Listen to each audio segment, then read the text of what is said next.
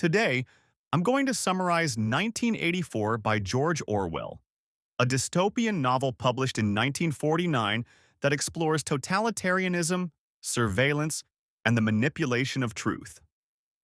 The story takes place in a superstate called Oceania, where the party controls everything: history, language, and even people's thoughts.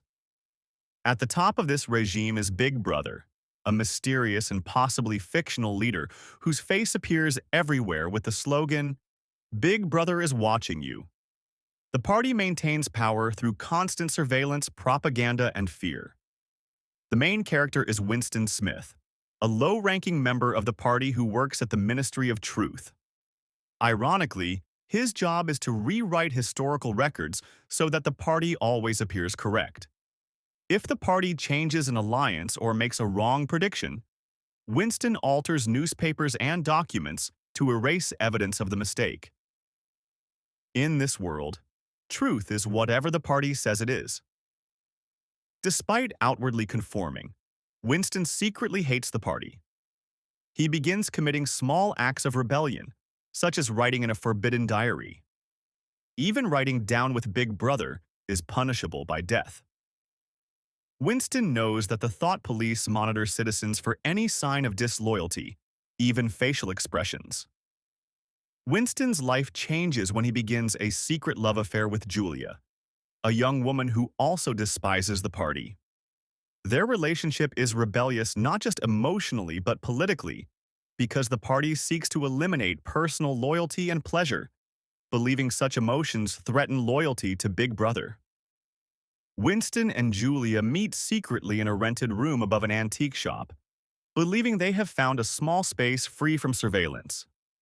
Eventually, Winston is approached by O'Brien, a high-ranking party member whom Winston believes is part of an underground resistance group called the Brotherhood. O'Brien seems to confirm Winston's hopes and gives him a forbidden book that explains the party's ideology. The party seeks power for its own sake.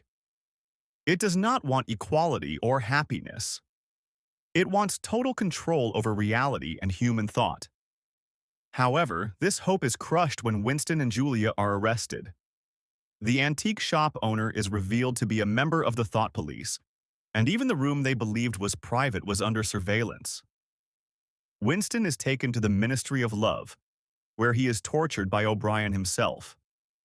O'Brien reveals that he was never a rebel. He was testing Winston.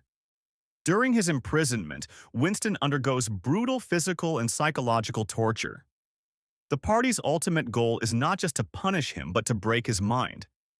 They force him to accept that reality is whatever the party says it is, even if that means believing that 2 plus 2 equals 5. The final stage of Winston's re-education takes place in room 101, where prisoners face their worst fears. For Winston, this fear is rats. Faced with unbearable terror, Winston betrays Julia, begging the party to torture her instead. This betrayal marks the final destruction of his independent spirit. In the end, Winston is released back into society. He no longer resists the party. He sits in a cafe, drinking gin, and reflects on how he once doubted Big Brother.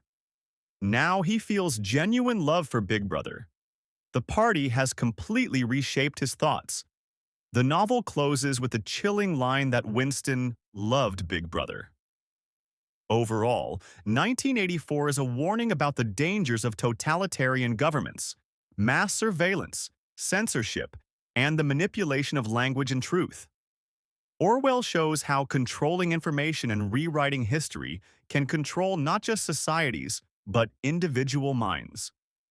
The novel remains relevant today as debates continue about privacy, government power, and the influence of media.